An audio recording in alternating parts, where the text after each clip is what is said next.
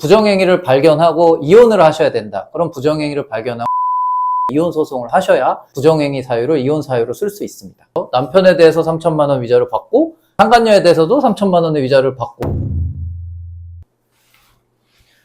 안녕하세요. 이혼 전문 변호사 진동환입니다. 오늘은 이 부분 많이들 궁금해 하시죠. 이혼 소송이 있고 상간 소송이 있습니다. 그러면 이혼 소송을 먼저 해야 되는지 상간 소송을 먼저 해야 되는지 상간 소송하고 이혼 소송하고 같이 해도 되는 건지 이런 부분들 궁금해 하시잖아요. 오늘은 이 부분에 대해서 한번 말씀드려 보겠습니다. 자, 오늘 일단 아내가 남편의 불륜을 발견했다는 걸 전제로 설명을 드릴게요. 그러니까 아내가 있고 남편이 있고 상간녀가 있다, 이렇게 보시면 되겠습니다. 본격적인 설명에 앞서서 개념 정리가 필요한데요. 이거부터 아셔야 됩니다. 남편하고 상간녀가 책임을 지는데 이 둘의 책임은 공동불법행위라고 해서 하나의 책임입니다. 아내에 대해서는 한 가지의 불법행위를 하고 있다는 거죠. 그래서 그 손해배상 책임도 둘이 같이 책임을 지기 때문에 하나의 액수가 총액으로 정해지신다, 이렇게 보시면 되겠습니다. 그래서 이렇게 생각하실 수도 있어요. 남편에 대해서 3천만 원 위자료 받고 상간녀에 대해서도 3천만 원의 위자료를 받고 이렇게 가능하냐라고 물으시는데, 만약에 3천만 원이 총액으로 정해진 거면 그렇게 되진 않습니다. 둘이 합쳐서 내가 받을 수 있는 총액은 정해져 있다, 이렇게 생각하시면 좋겠습니다.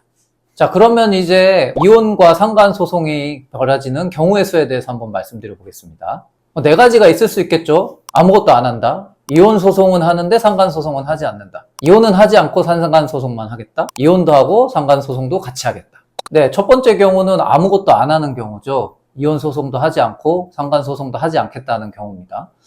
부정행위를 발견했지만 나는 가정 잘 지켜야 되고 남편하고 잘 해보기로 약속이 됐기 때문에 아무런 책임을 묻지 않고 이대로 사건을 좀 덮어보겠다, 이런 경우가 있겠습니다. 좀 드문 케이스긴 하죠. 그런데 이때 아셔야 될 점은 소멸시효라는 개념이에요. 그러니까 문제를 제기하는 게, 법원에다 제기하는 건 다 시간이 정해져 있거든요. 부정행위를 발견하고 이혼을 하셔야 된다. 그럼 부정행위를 발견하고 6개월 안에 이혼 소송을 하셔야 부정행위 사유를 이혼 사유로 쓸 수 있습니다. 그리고 상간소송도 마찬가지인데요. 상간소송은 불법행위 책임이기 때문에 불륜행위를 정확히 한 날로부터 3년 이내에 그 책임을 물으셔야 법적인 책임을 물을 수 있습니다. 그래서 아무것도 안 할 생각을 하시는 분들도 있을 수 있는데요. 내가 차후에라도 관계가 틀어지거나 뭔가 내용이 잘못되거나 남편이 다른 태도를 보이거나 했을 때는 책임을 물어야 되잖아요. 그래서 이런 시간 제한이 있다는 점을 알고 계시는 게 좋겠습니다.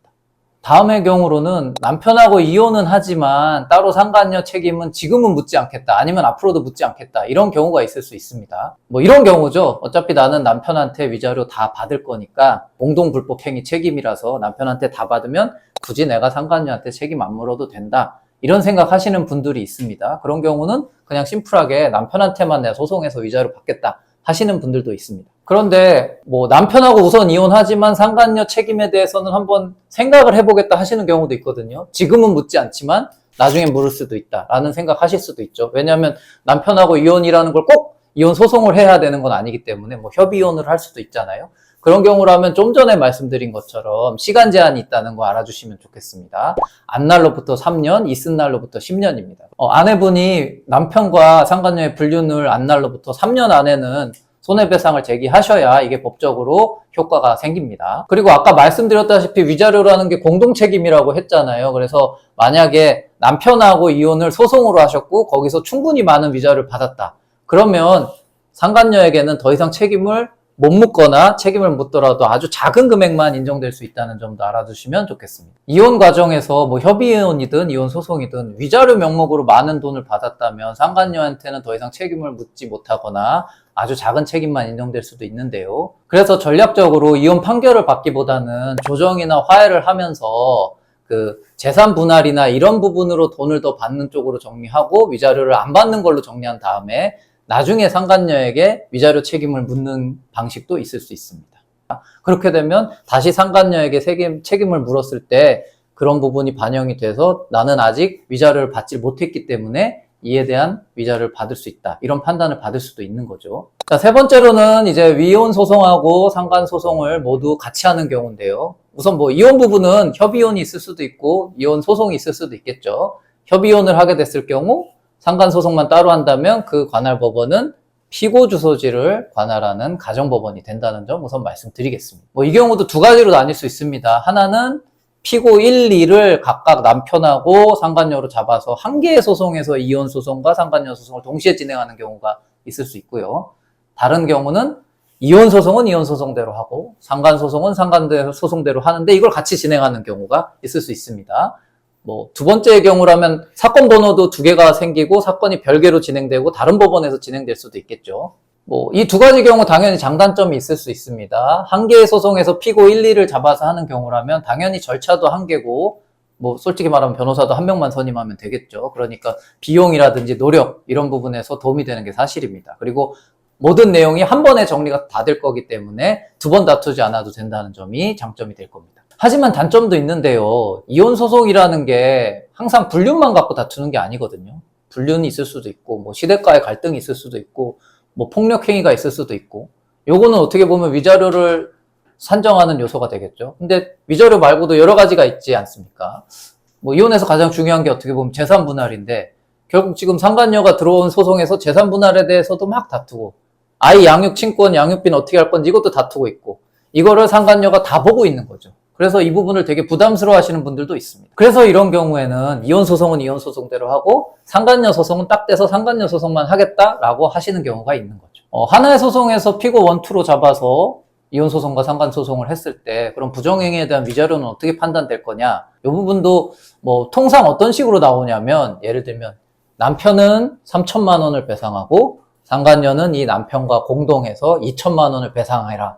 이런 식으로 정리되는 경우가 많습니다. 그러니까 부부 사이에 있어서는 결국 배우자의 책임이 상간녀, 상간남의 책임보다 크다고 볼 수밖에 없다는 게 법원의 입장인 거죠. 그러니까 이렇게 되면 아내분 입장에서는 상간녀에게 2천만 원을 전부 받을 수도 있고 남편에게 3천만 원을 전부 받을 수도 있습니다.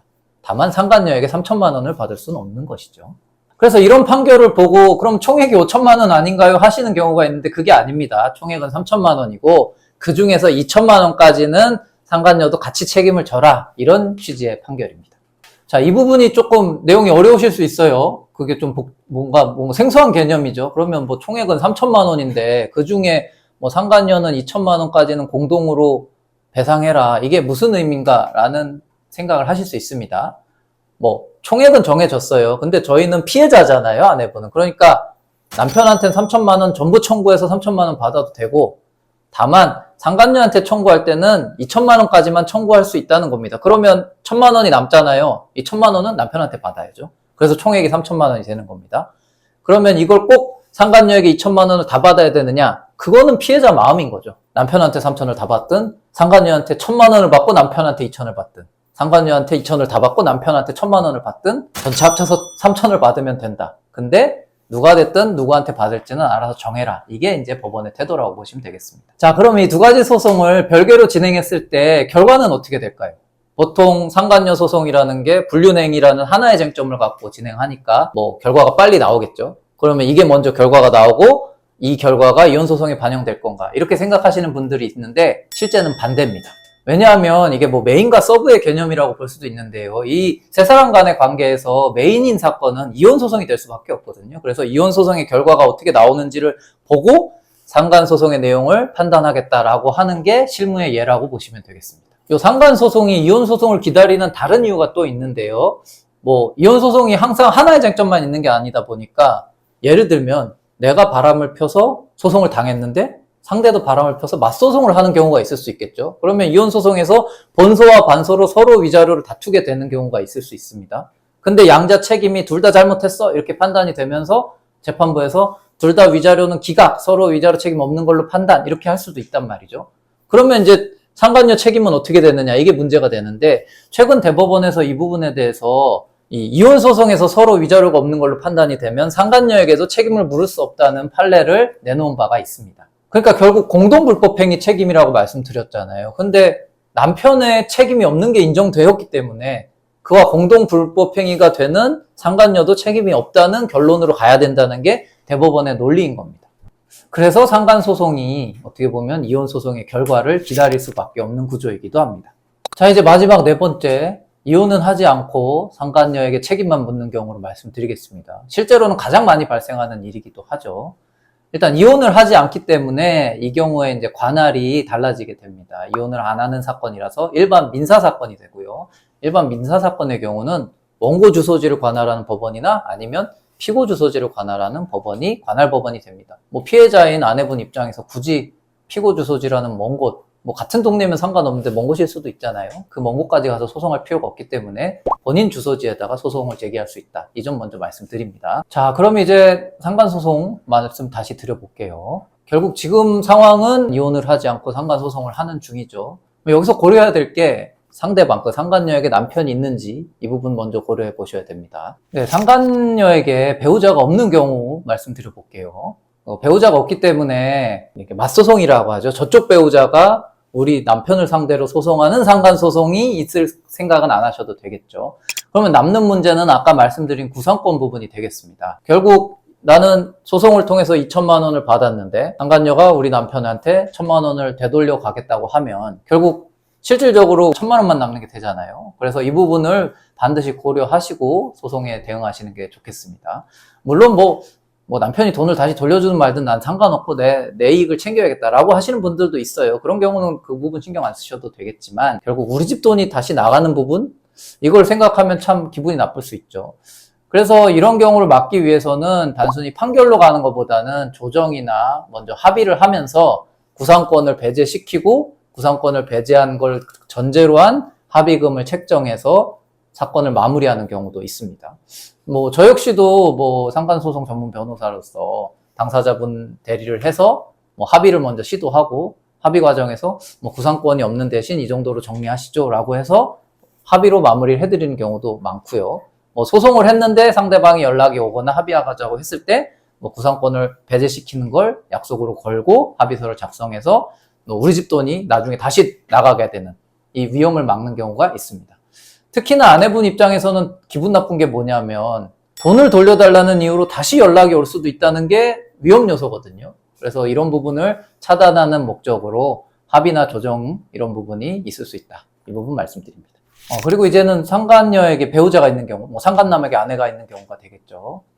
이 경우는 그 상간녀의 배우자, 상간남의 아내가 이 두 사람의 불륜 관계를 알았느냐 몰랐느냐에 따라서 내용이 좀 달라집니다.